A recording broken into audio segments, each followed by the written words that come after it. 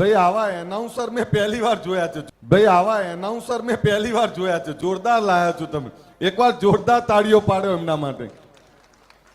બહુ મજાથી એનાઉન્સમેન્ટ કરે. શું નામ તમારું? અરે નિરંજનભાઈ તલાટી માટે એકવાર જોરદાર તાળીઓ પાડો. આ બધા યુવાનો આગળ આવો. નિરંજનભાઈ તલાટી માટે એકવાર જોરદાર તાળીઓ પાડો. આ બધા યુવાનો આગળ આવો.